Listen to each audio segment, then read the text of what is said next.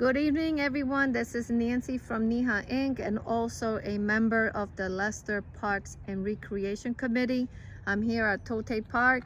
This is one of the parks that we have been working on, revitalizing. The floors have been paved. There's fencing that was installed, and there's the middle fencing that was also installed for designation. And this afternoon we staged two temporary pickleball courts, and Will is going to explain what are the drawbacks of having two pickleball courts.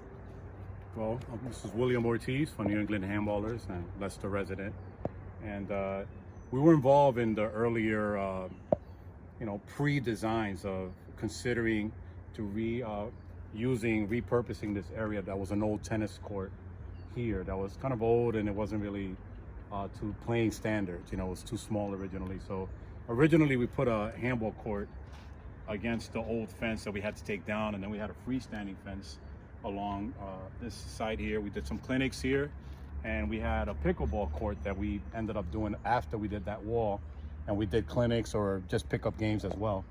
And we wanted to add different amenities into the parks, and one of the things that we came up with was obviously pickleball and handball, but we changed it around.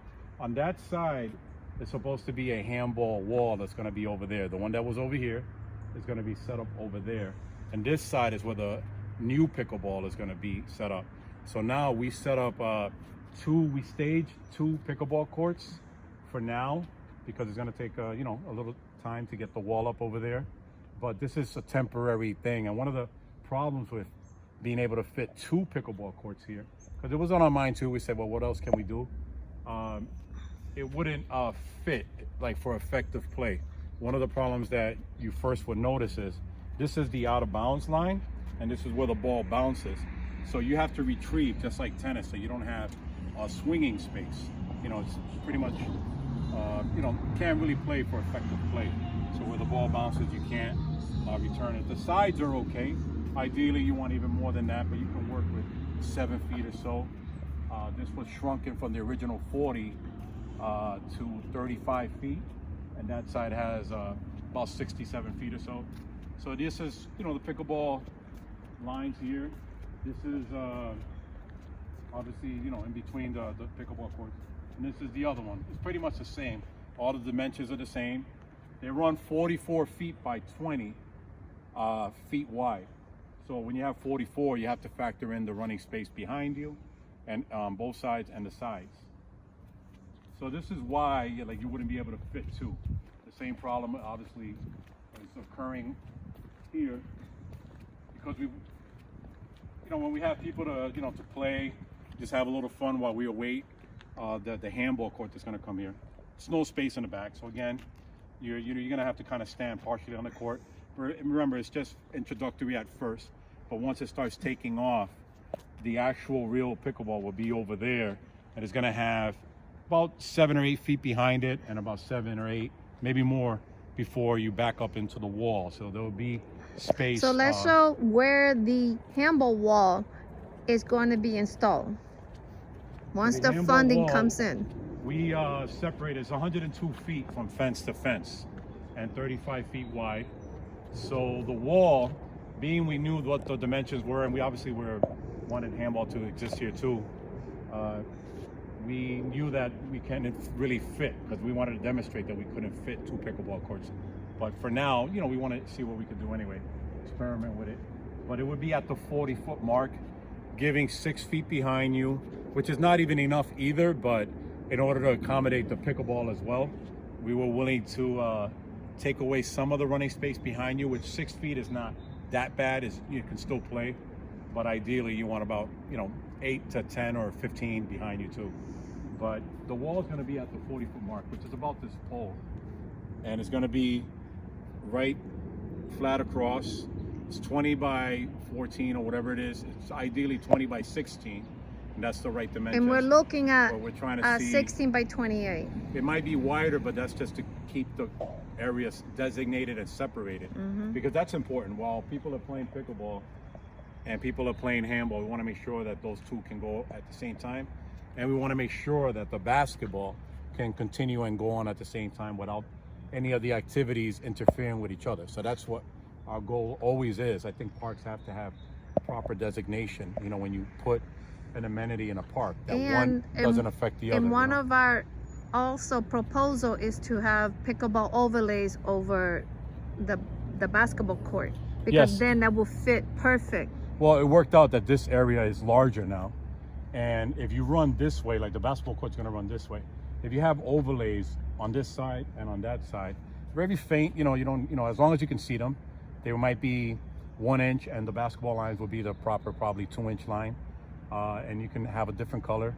You can run and have portable nets that you can put it in the center if you're having a popular pickleball day or a time that there's not as many people playing basketball. You know, you try to schedule a time and stuff like that, so that way if you know, pickleball court's being used, you have another option, but not while, like I say, at the popular basketball times. It would be you got to reserve it. Yeah, but it worked out because this side has, I would say, 67 feet, so it's wider than what it was before. You have 5 additional feet or so, and you know, so you can fit the overlays because you have the 44 feet plus the running space that you'll have in the front end and the back end on the sides. So it's a proposal, you know, it's something that we know that it would work, and it's not going to interfere at all. And there's a lot of places that they have multi-sport court use, you know, more than one sport on a basketball court. And they'll work, as far as what I always say about multi-sports, as long as it's not a sport that can interfere, like damage the court. Like certain sports may be too aggressive for asphalt or something like that. But when you have, so you may have to, you know, redo the floor every, you know, 10 or less years, you know. But in this case, pickleball is pretty light, you know what I mean, on the courts. It's a plastic ball and it's not that harsh, so it's not gonna, actually the basketball, you know, it's a lot more intense than the pickleball. And when you're hitting the pickleball, you're not scraping the floor like some of the other sports, so it's not going to cause any damage or anything like that, you know what I mean? But it'll work, you know what I mean? I think it will complement the basketball, and it will complement this location as well, because then you have more adults coming here to play some pickleball, play some handball, and then you have 3. There's 1 pickleball court on this side, the pickleball overlays on this side, so there's a lot of activity that can happen in this park, as well as people bringing their child or group of children over to the playground side, which is over that hill and on the other side. And the way we look at it, it wouldn't be at the most popular basketball times. If you know that there's certain times of the day or certain, you know, that people love to come and play, so you try to see if the pickleball group that may come down, and if it starts growing, that they're not like dominating, like there's not one necessarily dominating. We know that basketball is going to take more precedence on the basketball court because it's a basketball court, and that's what should be mostly played on it. That's just like what we feel about handball, where handball should be mostly played on it, where someone could practice tennis and things like that, that's okay. But what the sport that should be played on is what it was intended for.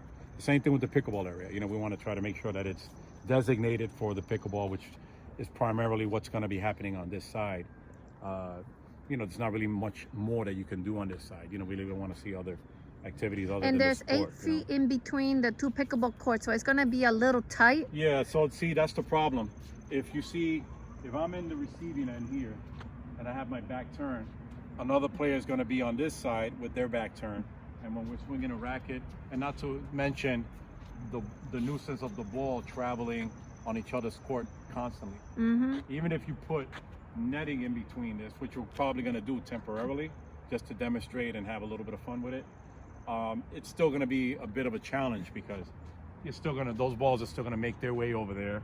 And when someone gives you a high shot, you just forget that someone's behind you, you're going to back into someone. So that's why we like to keep proper designation and proper play, because, you know, you always want to give people the benefit of the doubt of being able to run safely to retrieve a ball. You know what I mean? Because it doesn't take much. This is still inbounds, so when it hits, you have to back up and hit it. And if the person is on this side is receiving the same, you know, and people will say, well, why would you do the 2? This is, you know, to demonstrate, because it was mentioned that if we can try to squeeze in 2, and I don't think that we know that we can't. You know what I mean? So we just wanted to kind of have something set up for some fun. And temporary for now. Yeah, and it's not going to be long term. This is short term. We're going to do this, you know, it might be a couple of months or something like that, you know, and then by then hopefully we'll have the wall, we'll make the proper designation, and then it can be considered to maybe have the overlays, and you'll see that it's not going to interfere at all with the basketball. Absolutely that may come not. up, and It's going to be awesome. we know that it's not going to interfere with the basketball, because it's just like if you're in a gym, a lot of times they have multiple, and we're not asking for multiple, we're just talking about just one more sport that can be played on the basketball courts. But in gyms, like if you go inside, they may have 5, 6, 7 different lines that you see all over a gymnasium that they use for whatever sport they're choosing to do. But in this case, it would just be this. So we've seen it done before. We've seen them either on tennis courts, which is similar to pickleball anyway, but we've seen them also on some basketball courts where they add, and like I said, it's going to be faint. You're not even going to really pay mind to them if you're playing basketball. They're not going to interfere. It's not going to confuse you or nothing. Being a person that's played plenty of basketball, I know that wouldn't bother me. I mean, I think that if you have the same color lines and they're similar lines, then that can kind of cause. But there's, you know, the lines besides the perimeter, there's some rounded off lines that pickleball doesn't have. So you can distinguish your 3-point line, your foul lines, and all that stuff. So it should be good. Hopefully that'll, you know. All right. If you have any questions, please feel free to contact me. I'm Nancy Ortiz from New England Handball Association, Inc., and also a member of the Leicester Parks and Rec Committee.